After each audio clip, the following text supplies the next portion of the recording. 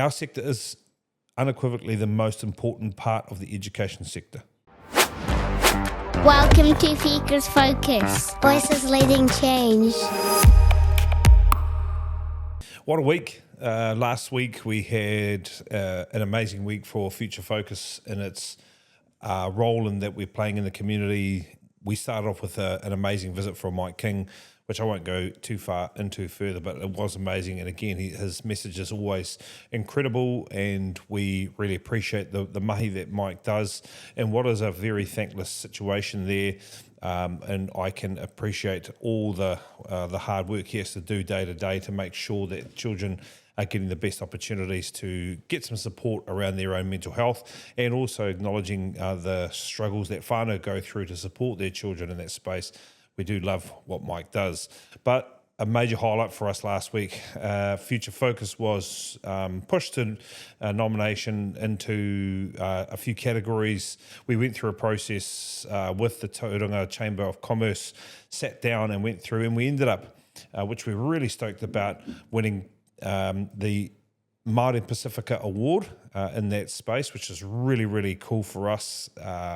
We were really stoked to accept that award. I think that's been something we've really worked hard to show and immerse in the culture of our organisation is being run off those Māori values, and we've believed that those Māori values will be valuable in other spaces worldwide. I think the Indigenous lens throughout the world is always a beautiful lens, a lens that is a holistic lens, and means that we're always approaching challenges and with conviction of doing right by people and things like that, but also focusing on those aspects of whakawhanaungatanga, kotahitanga, manaakitanga has been very successful for us, and we're really, really proud to win that award. It was quite a humbling experience, because there were some amazing businesses that came through in that Māori Pacifica category, and a shout out to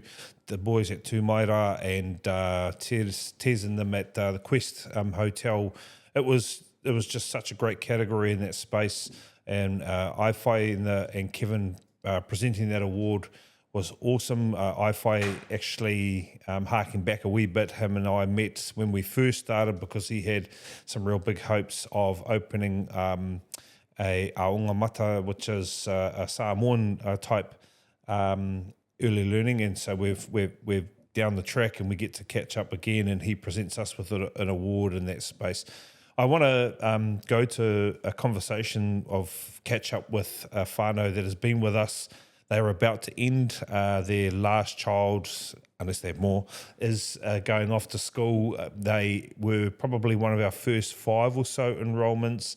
In fact, their child was enrolled, their first child that was with us was enrolled when mum was hapu, and then she got hapu after and had another child who was just about to finish and go off to school. And it was amazing for her to be able to say congratulations, so well deserved, all that sort of stuff, but also for me to be able to say, yeah, but you've been along for the ride, and you've seen us through so many iterations, and we have learnt as we've grown every year what we need to do and what we can do better and where we want to head to. It was a really cool conversation in the supermarket, fairly surreal, knowing that after 6 or so years that we've had her whānau in with us, that they've been along to see this level of success. I am humbled by the success. Courtney and I are very humbled by the success. We really want to point out a few things that really have helped us get to where we are today. The first, I really truly believe we have continually focused on building environments for our teachers, our people to thrive. Now, we haven't always been accurate in that. We've got things wrong. When we grew, we burnt some people. We learnt from that. We weren't communicating properly. We've learnt from that. But ultimately, we have never shied away from building environments that allow our people to thrive. Ultimately, the teaching team, the teaching product is the key. They are the vital cog to this business, and in that sense, if we don't take care of them, by not only just trying to remove a lot of the guff and advocating for them and some of the stuff that's just bugs with your mind. I was about to swear there. But if we can't create an environment where they can come in and be who they want to be as educators, where they can chase down their passions, where we can continually join them up into opportunities for them to reflect on one another's practice and see all the cool things that are going on, then we just wouldn't be here. And I'm really proud of our teaching team. I want to offer thanks to those teachers, lots of teachers that have been with us in the past, that have travelled or that have gone on and they've moved into other spots and other spaces. And I hope that the lessons that we were able to impart with them, or the learnings that we were able to impart with them, or the passion and enthusiasm that we carry into the sector was able to continue to guide them in their own lives and their own careers. We really appreciate you as teachers, both past and present. The second part, which I really know has been a critical part to Future Focus's success, has been the Leadership Council. We really started taking that side seriously in probably the start of 2023. We had an opportunity to look at it, and when we built out, fleshed out Future Focus, what we were talking about is, and in my own experience as a leader, is what I really wanted to do is talk to people and figure out, am I experiencing the same problem as someone else? And if so, do they have a different solution and a different opinion to me and how they would approach that? We also renamed it the Leadership Council. I personally, we're trying to make sure that we don't appear to be the team above, this SLT or that junk. We want to make sure that we are a group of people that humbly get to come in and build opportunity to serve others. And in that setting, we decided we would meet weekly. Some of those meetings when we started were confronting. There was a lot of parts of it that were expecting a high level of vulnerability that was modelled by myself and Courtney and a couple of other people, and there were tears and there was frustration, and we've had arguments in there, and we've discussed some pretty heavy topics, candor and being honest and sticking up for what we believe. There's been times where people have been pretty peeved off with one another and things like that, but we've grown through that, we've evolved, we continue to stay focused and ultimately celebrate the great things that each person is doing. It has not been designed around creating a meeting where people point fingers at one another and say, hey, you're not doing this and you're not doing this and you're not doing this. It's more been focused on, right, here's what's in front of us, here's the challenge, what can we do as a collective, and what skills are we missing or lacking, or what's our vulnerabilities that we need to work on so that we can solve the problems that protects the mana of our people, the mana of children, and the mana of our whānau. That has been a really empowering part to Future Focus's success. And ultimately, what it has allowed to do is create more of a roundtable discussion, a collective kōrero around the major issues that we continue to experience in those spaces, and taking a real innovative discussion and approach to those aspects. I also want to shout out to Sammy. I just walked in here, she just gave me a big fright. I think she's real funny, but we have really pushed hard into the marketing space and telling stories. Telling stories is an important quality. If we're talking about Māori business, it is us acknowledging our whakapapa and absolutely capturing those ideas on camera in a way that allows us to promote the sector. Yes, of course, we're promoting the great things that our teachers do, our kaiako do. That's important to us because we want to tell their story. But actually, we really believe in this sector, and us dedicating our spaces into creating a full-time role for someone to come in and get around and capture stories and talk to kaiako and engage with the children and figure out the story that needs to be told about that learning experience and those resources that are being used in those ways is a very important part to us. We actually, at one point, tried a different group and they were awesome. We learned a lot from them, but it helped us pivot into a space that allowed us to really build out this position and go out and tell personal, relevant and timely stories, and allowed whānau to connect into what their children were up to more frequently than what they were currently seeing. We know that was important to us.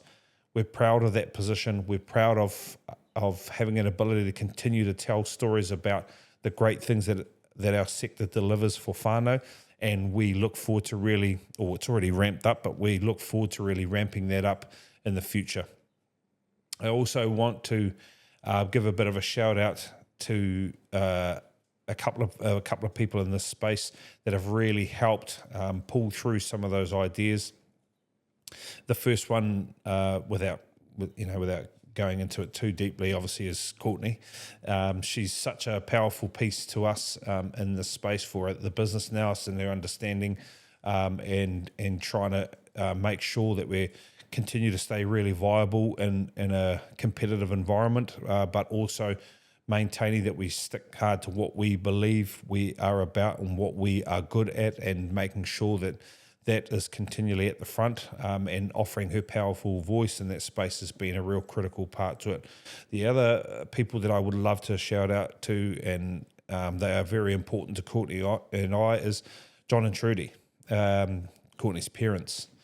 Now, they are our biggest supporters, and they will give us a kick up the backside, especially John, if we're not doing what we should be doing, or he's thinking we're not doing the right thing.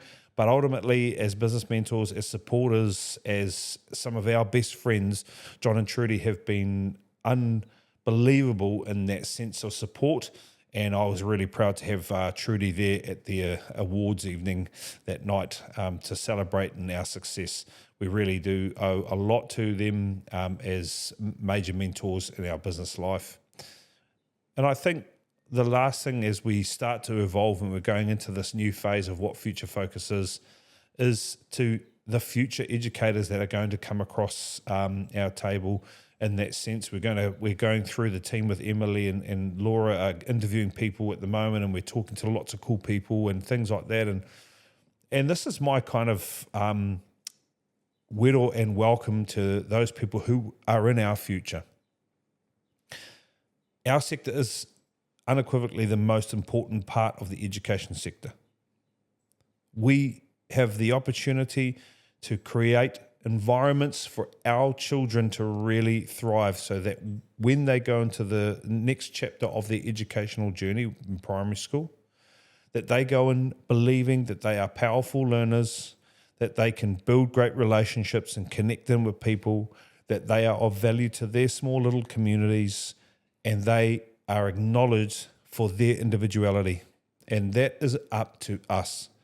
There are a lot more people engaging in early childhood education than ever before, for a whole range of reasons. And the way we see it is, if we are not building environments for our future teachers who are coming to be part of our teams, if we're not building environments for you to thrive, to go out and test the boundaries, to take risks and build learning experiences that allow those children to really become who they are meant to be, then we are letting you down. And I hope this serves as a reminder to people in the future as you come into our space and come and be part of what we believe is an innovative approach to early childhood. Then I want you to call us out on that. It's imperative that you feel like you're going to come in and change the lives of children, so that when they go on to the next chapter, they know and remember your impact on them, and ultimately Future Focus's impact on them and their whānau. And I really look forward to meeting you in the future, whether it's 6 months, 2 years, 3 years, 5 years, 10 years down the track. And I really look forward to seeing that we have continued to build those environments. And I also look forward to celebrating the future success of those educators that are not yet with us, but will be, and will have a major impact on children in the future to come. Up the wās.